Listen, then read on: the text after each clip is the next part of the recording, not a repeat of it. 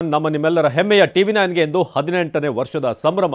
ಕಳೆದ 18 ವರ್ಷಗಳಿಂದ ಜನತೆಗೆ ಪಕ್ಕಾ ಸುದ್ದಿ ಮತ್ತು ಪಕ್ಕಾ ವಿಶ್ಲೇಷಣೆ ಇದನ್ನು ನೀಡುತ್ತಿರುವಂತಹ ಟಿವಿ9 ಕರ್ನಾಟಕದ ನಂಬರ್ 1 ನ್ಯೂಸ್ ಚಾನೆಲ್. ಏನೋ ಟಿವಿ9 ಉತ್ತಮ ಸಮಾಜಕ್ಕಾಗಿ ಸದಾ ಬದ್ಧ, ನಿರ್ಭೀತಿಯಿಂದ ಜನಪರ ಕಾಳಜಿಯ ಸುದ್ದಿಯನ್ನು ನಿಮ್ಮ ಮುಂದಿಡುವಂತಹ ಟಿವಿ9 ಅಭಿಯಾನಗಳು ಮುಂದಿನ ದಿನಗಳಲ್ಲೂ ಕೂಡ ಅದೇ ರೀತಿಯಾಗಿ ಮುಂದುವರಿಯುತ್ತೆ. ಏನೋ ಸಾಟಿ ಇಲ್ಲದ 18 ವರ್ಷಗಳನ್ನು ಪೂರೈಸಿರುವಂತಹ ಟಿವಿ9 ಕನ್ನಡದ ನಿಜವಾದಂತಹ ಶಕ್ತಿ ನೀವು.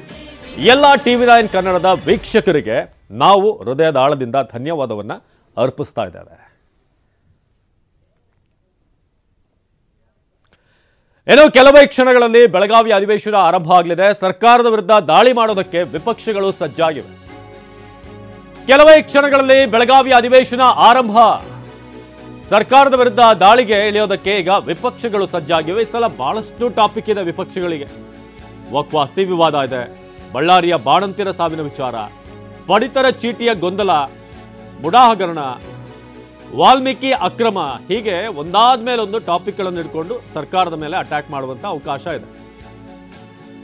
ಬಿಜೆಪಿಗೆ ತಿರುಗೇಟು ಕೊಡೋದಕ್ಕೆ ಕಾಂಗ್ರೆಸ್ ರಣತಂತ್ರವನ್ನ ಮಾಡಿಕೊಂಡಿದೆ. ಏನೆಲ್ಲ ಕೌಂಟರ್ ಕೊಡಬೇಕು ಅದನ್ನ ಆಡಳಿತ ಪಕ್ಷ ಕಾಂಗ್ರೆಸ್ ಕೂಡ ಮಾಡಿಕೊಂಡಿದೆ. ಬಹಳ ಮುಖ್ಯವಾಗಿ ಕೋವಿಡ್ ಹಗರಣ, ಇದನ್ನ ಬಿಜೆಪಿ ವಿರುದ್ಧ ಪ್ರತ್ಯಾಸ್ತ್ರವಾಗಿ ಬಳಸೋದಕ್ಕೆ ಅಂದಿನ ಸಿಎಂ, ಆರೋಗ್ಯ ಸಚಿವರ ಪಾತ್ರ, ವಕ್ಫ್ ಆಸ್ತಿ ನೋಂದಣಿ ವಿಚಾರದಲ್ಲಿ ರೈತರಿಗೆ ಹೆಚ್ಚು ನೋಟಿಸ್, ಯಾವ ಕಾಲದಲ್ಲಿ ನೋಟಿಸ್ ಅನ್ನು ನೀಡಲಾಗಿದೆ, ಇದರ ಬಗ್ಗೆ ಕೂಡ ದಾಖಲೆ ಸಮೇತ ಈಗ ಕಾಂಗ್ರೆಸ್ ಕೂಡ ರೆಡಿಯಾಗಿದೆ.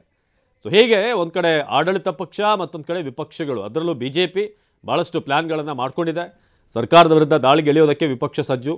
ಅದು ಕೂಡ ಬೈ ಎಲೆಕ್ಷನ್ ಆದಮೇಲೆ 3 ಕ್ಷೇತ್ರಗಳನ್ನು ಕಾಂಗ್ರೆಸ್ ಕ್ಲೀನ್ ಸ್ವೀಪ್ ಮಾಡಿದ್ಮೇಲೆ ಬಹಳ ಹುಮ್ಮಸ್ಸಿನಲ್ಲಿ ಈಗ ರಾಜ್ಯ ಸರ್ಕಾರ ಇದೆ, ಅಂದರೆ ಕಾಂಗ್ರೆಸ್ ಪಕ್ಷ ಇದೆ. ಸೊ ಆ ಕಾರಣಕ್ಕೆ ಈಗ ಹೇಗೆ ಬಿಜೆಪಿಯ ದಾಳಿಯನ್ನು, ಬಿಜೆಪಿ ಮಾಡ್ಕೊಂಡಿರುವಂಥ ಲಿಸ್ಟ್ ಏನಿದೆ ಅದಕ್ಕೆ ಬೇಕಾದಂಥ ಕೌಂಟರ್ ಪ್ಲಾನ್ ಕಾಂಗ್ರೆಸ್ನವರು ಕೂಡ ಮಾಡ್ಕೊಂಡಿದ್ದಾರೆ. ಬಿಜೆಪಿ ಕೂಡ ಈಗ ಒಂದಷ್ಟು ಪ್ರಬಲವಾದಂಥ ಟಾಪಿಕ್ಗಳನ್ನು ಇಟ್ಕೊಂಡು ಈಗ ಸದನದಲ್ಲಿ ಅದನ್ನು ಪ್ರಸ್ತಾಪ ಮಾಡೋಕ್ಕೆ ಮುಂದಾಗಿದೆ.